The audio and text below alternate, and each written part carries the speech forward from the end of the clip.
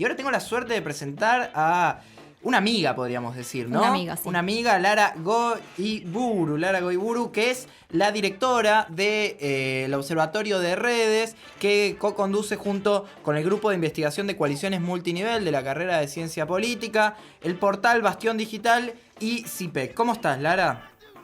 Hola, ¿qué tal, Sebas? ¿Cómo están? ¿Cómo estás, Paula? Muy bien, muy bien. Muy entretenido Bien. todo el día después. La verdad que tuvimos Muy un día, entretenido, sí. tuvimos un día largo porque estuvimos hablando con todos y de muchas cosas, de muchas cuestiones, la Unión Cívica Radical, el peronismo, los comportamientos electorales, y hace un rato hablábamos un poco de cómo habían sido los tweets de Daniel Scioli y de Mauricio Macri post elecciones, cómo Mauricio Macri estaba festejando del logro de ayer a la noche y en cambio Daniel Scioli estaba más preocupado por lo que viene. Ahora nos vamos a meter en Twitter, nos vamos a meter en redes sociales, nos vamos a meter Bien. en qué hicieron los políticos durante la veda.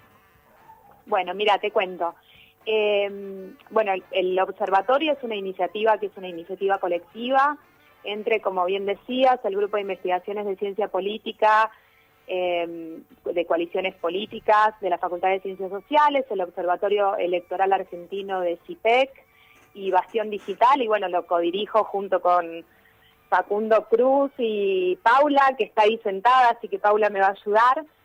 Y entre varias cosas de las que estamos haciendo, lo que hicimos fue observar cómo se habían comportado las fuerzas políticas que se presentaban a las presidenciales durante la veda, cómo usaron esa ventana legal que les permite a las fuerzas políticas seguir distribuyendo ideas durante la veda en las redes sociales. Recordemos que desde las 8 de la mañana del viernes anterior a la elección hasta que terminan los comicios a las 6 de la tarde, los políticos no pueden hacer campaña, no pueden expedirse públicamente, los medios de comunicación no pueden tampoco hablar al respecto y hasta 3 horas después no pueden dar datos, pero la ley no incluye lo que son lo que es internet, lo que son las redes sociales, que día a día cada vez tienen más tráfico.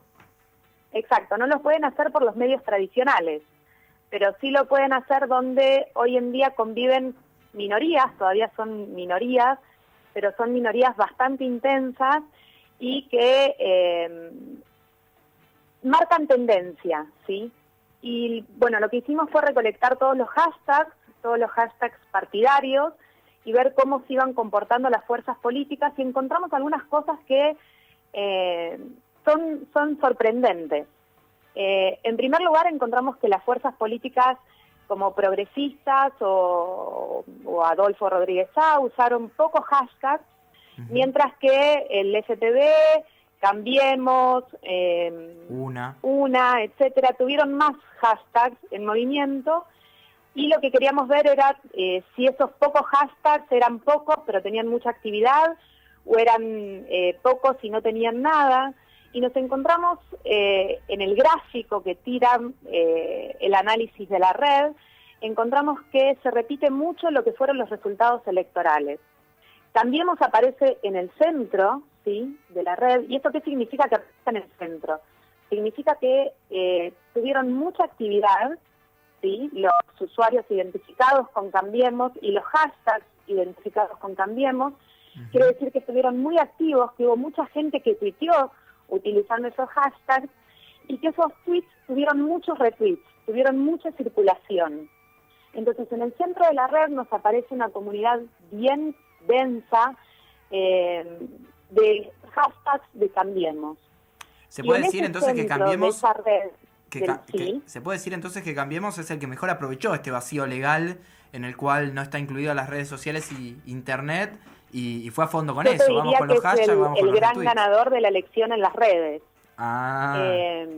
Y lo que es sorprendente es que los líderes de Cambiemos, ¿sí?, no solamente el candidato a presidente Mauricio Macri, sino Rodríguez Larreta, Ernesto Sanz, aparecen en el centro de su comunidad, ¿sí? Aparecen tuiteando y teniendo actividad junto con la militancia.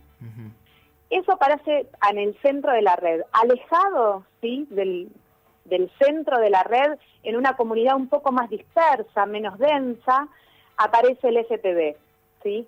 Los hashtags del FTB tuvieron menos actividad que lo que tuvieron los hashtags de Cambiemos. Y lo que es sorprendente es que su candidato, Daniel Scioli, no aparece en el centro de su propia comunidad, la comunidad que se arma en torno a su hashtag, sino que aparece separado y con conexiones débiles.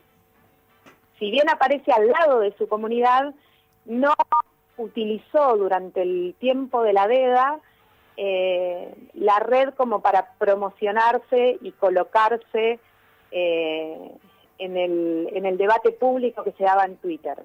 Lara, te hago una pregunta, perdón. Sí. ¿Y quiénes están más lejos de ese centro? Digamos, ¿quiénes son las cuentas, los candidatos o los partidos que se alejaron más de ese centro que vos mencionás como bien denso y bien interrelacionado, que es Cambiemos? ¿Quiénes son los candidatos? Las cuentas que están más lejos, el espacio político que está más lejos de esa interacción con Cambiemos. Mira, el espacio político que está más lejos de la interacción con Cambiemos es claramente el Frente para la Victoria.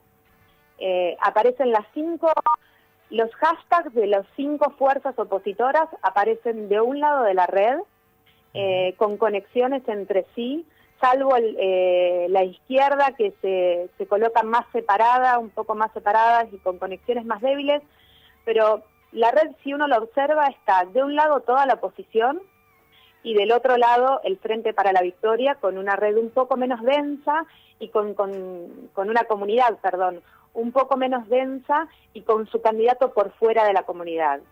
El resto, sí, aparecen del otro lado, todos separados en comunidades bien diferenciadas, pero con conexiones entre sí.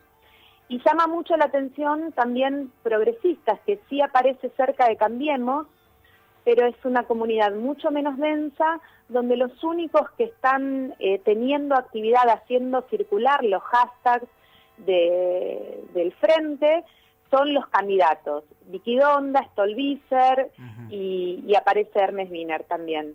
Y respecto de Adolfo Rodríguez Saab, casi es una inexistente comunidad y aparece él solito. ¿Sí? Él solito ha estado haciendo circular sus propios hashtags. Entonces, según esta red, digamos, si antes de los resultados de las elecciones hubiéramos podido decir que había balotaje. Podríamos haber dicho que había balotaje, sí. Bueno, sí, la bola del futuro de las redes sociales.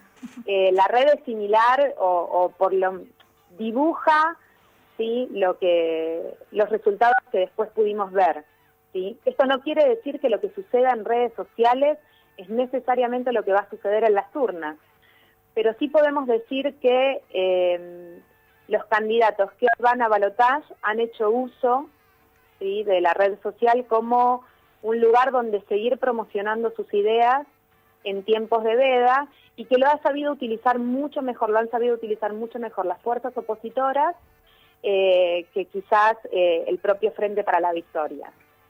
Lara, te agradecemos muchísimo por la comunicación, la verdad muy interesante, y más saber que en algunos casos, como quien no quiere la cosa, tal vez podemos predecir cómo sale un eventual balotaje por las redes sociales. La verdad, un vacío legal que nos invita a nosotros a poder seguir investigando. Muchas gracias, Lara.